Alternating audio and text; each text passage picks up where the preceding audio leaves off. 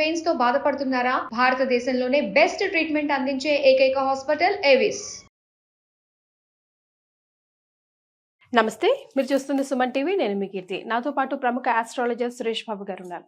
నమస్తే సురేష్ బాబు గారు. కీర్తి గారు నమస్కారం అండి. ఇక మార్చ్ నెలలో మీన రాశి వారికి ఎలా ఉండబోతుంది? రాబోయే మార్చి మంత్ మనకి ఫాల్గుణ మాసానికి అసోసియేట్ అయి ఉంటుందండి. మనకి మార్చి మంత్ బిగినింగ్ నుంచి ఫాల్గుణ మాసం కూడా బిగిన్ అయి ఉంటుంది. రెండు ముఖ్యమైన పండుగలు, ఒకటి హోలీ ఉంటుందండి. ఈ మంత్ ఎండ్ లో మనకి ఉగాది కూడా వచ్చేస్తుందండి. ఉగాదితో మనకి న్యూ ఇయర్ స్టార్ట్ అయిపోతుంది. ఇందులో వచ్చేటప్పటికి మనకి ఫైనాన్షియల్ ఇయర్ కూడా స్టార్ట్ అవుతుందని మనం చెప్పుకోవాలన్నమాట. రెండు రకాల కోయిన్సిడెన్స్ కలిసి ఉన్నాయండి. ఈ మాసంలో మనకి 12 రాశుల వరకు ఎలా ఉందో చూద్దాం. ఫస్ట్ మనకి జ్యోతిష శాస్త్రం ఎందుకు ఉపయోగం, దీని ద్వారా మనం ఎలా బెనిఫిట్ పొందాలి అనేది చాలా మందికి తెలవదండి.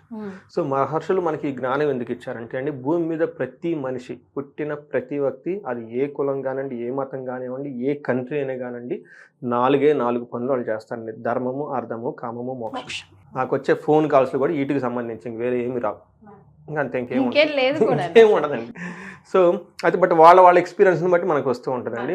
మనకి ఏం చెప్పారంటేనండి, మనం ఇవి సాధించేటప్పుడు కొన్నిసార్లు ఈజీగా సాధించేస్తాం, కొన్నిసార్లు చాలా కష్టపడి సాధించేస్తూ ఉంటామండి. కొంతమంది చాలా తక్కువ టైంలో ఉన్నతంగా ఎదిగిపోతుంటారు, కొంతమంది ఎంత చేసినా అక్కడే ఉన్నట్లు ఉంటారనమాట. సో మనకి ఏం చెప్తారంటే, లైఫ్ అనేది చాలా బ్లిస్ఫుల్గా, ఆనందమయంగా ఉండాలి అనే ఒక ఉద్దేశంతో మహర్షులు ఈ జ్ఞానాన్ని ఇచ్చారు.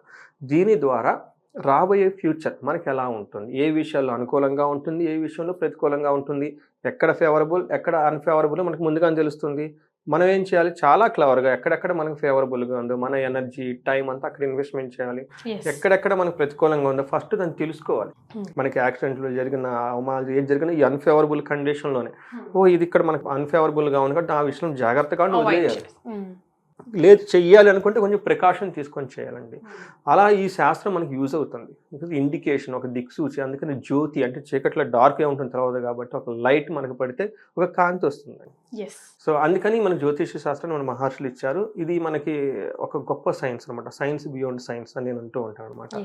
ఈ సైన్స్ ప్రకారం మనకి ఈ జ్యోతిష శాస్త్రం ప్రకారం, అందులో వేదిక జ్యోతిషం నేను చదివేది వేదిక ఆస్ట్రాలజీ. వేదిక ఆస్ట్రాలజీ ప్రకారం మార్చి మంత్లో సో మీనరాశి ప్రిడిక్షన్స్ మనం చూద్దామండి. ఫస్ట్ ఈ రాశి వాళ్ళు కనుక మనం చూసుకుంటే మిక్స్డ్గా ఉండే అవకాశం ఎక్కువగా ఉందండి. కొన్ని చాట్ల చాలా బాగుంది, కొన్ని చాట్ల టోటల్గా చూసుకుంటే వీళ్ళకి అఖిల విషయ భోగం, అన్ని విషయాలు చాలా చక్కగా ఉంటారు. అలానే కొన్ని శత్రువులతో కలిసి కూర్చొని మాట్లాడుకుంటే చాలా బాగుంటుంది. అంటే టోటల్గా సిచ్యువేషన్ అండర్ కంట్రోల్ అని చెప్పాలి. సిచ్యువేషన్ అండర్ కంట్రోల్ అని చెప్తే కరెక్ట్గా వాళ్ళకి మ్యాచ్ అవుతుంది. మనం టెక్నికల్గా కనుక చూసుకుంటే మీనరాశి వాళ్ళకి పూర్వభాద్ర 4వ పాదం, ఉత్తరాభాద్ర 1, 2, 3, 4 పాదాలు, రేవతి 1, 2, 3 పాదాలంతా, 1, 2, 3, 4 పాదాలంతా మీనరాశిలో ఉంటాయి.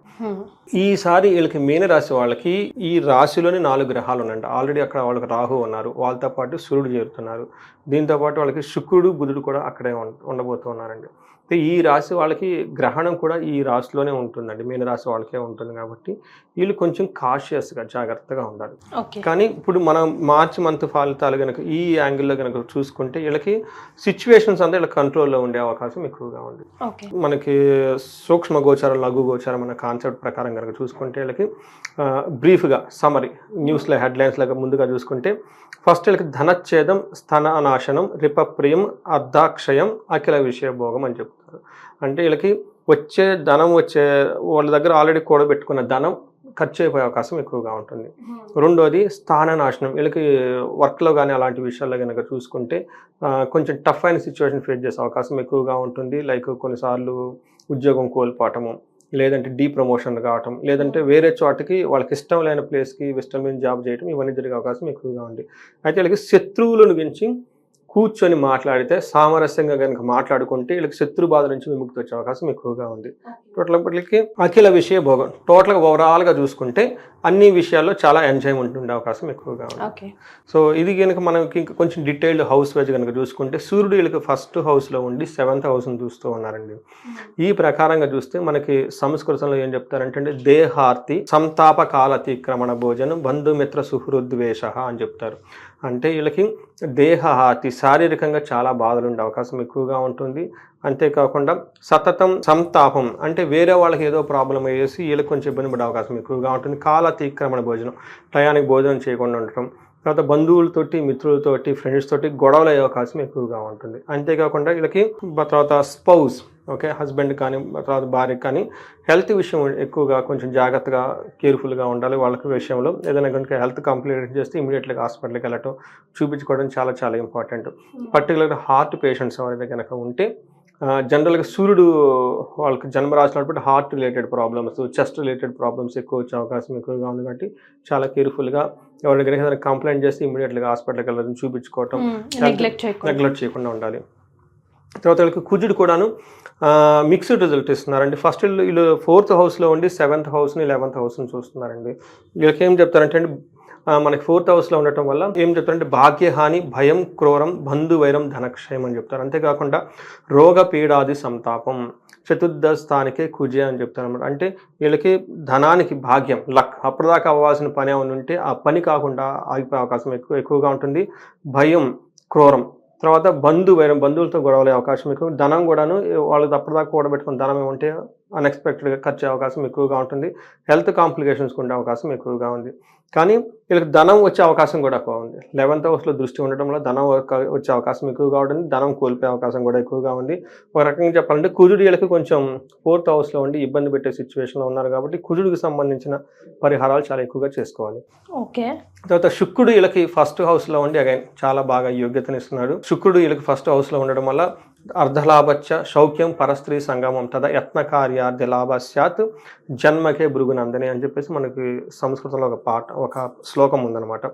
ఇందులో ఏమవుతుందంటే ఫస్ట్ ధనలాభం వస్తుంది, మనసౌఖ్యంగా ఉంటుంది, తర్వాత చేసే పనుల వల్ల ధనలాభం ఉంటుంది. అంతేకాకుండా పరస్త్రీ సంగమం లేదంటే పరపురుష సంగమం అనుకుంటే ఏమవుతుందంటే అండి, మన ఇంట్లో కాకుండా బయట కూడా మనం చాలా మందితో ఇంటరాక్ట్ అవుతూ ఉంటాము. వాళ్ళతో భేద అభిప్రాయాలు ఉన్నా కానీ, అలాంటి వాళ్ళు ఎవరైనా ఉన్నా కానీ వాళ్ళతో ఆ భేద అభిప్రాయాలు పోయి ఒక చక్కగా మంచి అండర్స్టాండింగ్తో వాళ్ళతో కలిసి వర్క్ చేసుకోవటం కానీ, ఏదైనా చేయటం కానీ, ఏదైనా అచీవ్ అవ్వటం కానీ, వాళ్ళ నుంచి కావాల్సిన బెనిఫిట్ పొందే అవకాశం ఎక్కువగా ఉంటుంది. వీళ్ళకి 7th హౌస్లో దృష్టి ఉండటంతో వీళ్ళు కూడాను లేడీస్ అయితే జెంట్స్ అయితే లేడీస్తో వాళ్ళకి కావాల్సిన ఏదన్నా కనుక అవసరం ఉంటే అలాంటి వాటి కనుక చూసుకుంటే చాలా బాగుంటుంది. పర్టికులర్ ఆఫీస్లో కొలీగ్స్ ఉంటారు, కొంతమంది సీనియర్స్ ఉంటారు, అలాంటి వాళ్ళ దగ్గర నుంచి కానివ్వండి, లేదంటే బయట కూడా మనం చాలా మందితో ఇంటరాక్ట్ అవుతూ ఉంటామండి. వాళ్ళ నుంచి మంచి సపోర్ట్ వచ్చే అవకాశం ఎక్కువగా ఉంటుందండి.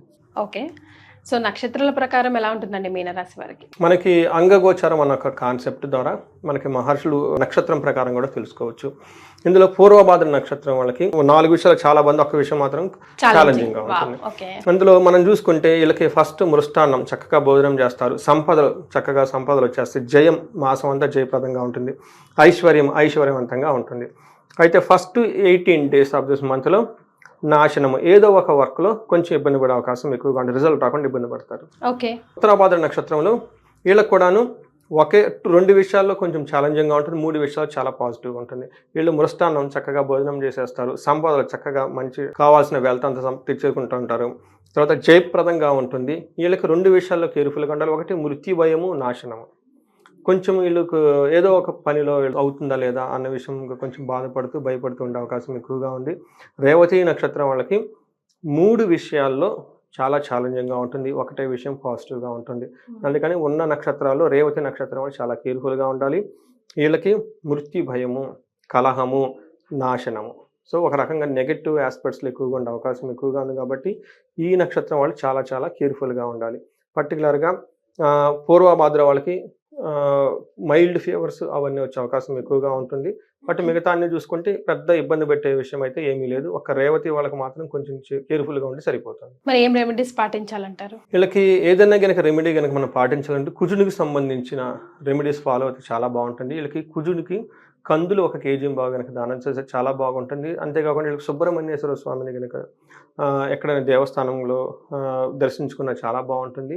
అంతేకాకుండా వీళ్ళకి ఎవరికైనా కనుక ఏదైనా ప్రాబ్లం పర్టికులర్గా అన్ని విషయాల్లో బాగుంది, వీళ్ళకి మనీ ఫ్లో అంతా బాగుంది, ఎక్కడైనా కనుక ఎవరికి ఇంకా స్టిల్ మనీ కనుక ప్రాబ్లం రాకుండా ఉంటే వీళ్ళు శ్రీ సూక్తంతో సంపుటీకరణం చేసిన విశేష మహాలక్ష్మి హోమం కనుక చేసుకుంటే ధన ప్రవాహం వస్తుంది. అంతేకాకుండా ధనం నిలబడట్లేదు, ఎక్కువగా వచ్చి ఖర్చు అవుతుంటే కుబేరు పాశుపత హోమం చేసుకున్నా చాలా బాగుంటుంది. ఎవరికైనా హెల్త్ విషయంలో కాంప్లికేటెడ్గా ఉంటే పర్టికులర్ రేవతి నక్షత్రం వాళ్ళు ఒక్కసారి మహన్యాసపూర్వక ఏకాదశ రుద్రాభిషేకం వాళ్ళకి దగ్గరలో ఉన్న శివాలయానికి వెళ్ళేసి అట్లీస్ట్ మహాన్యాసం కాకపోయినా ఏకాదశులు ద్రాభిషం కనుక వాళ్ళ పేరుతో కనుక చేయించుకుంటే, లేకపోతే వాళ్ళకి బంధువులు ఎవరికైతే ఇబ్బందిగా ఉందో వాళ్ళ పేరుతో చేయించుకుంటే ఇన్స్టాంట్ రిలీఫ్ వచ్చే అవకాశం ఎక్కువగా ఉంటుందండి. సో ఇది మీన రాశి వారు చేసుకోవాల్సింది కదండి. అవునండి. సో దీంతో మనం ద్వాదశ రాశులన్నీ కంప్లీట్ చేసుకున్నాం.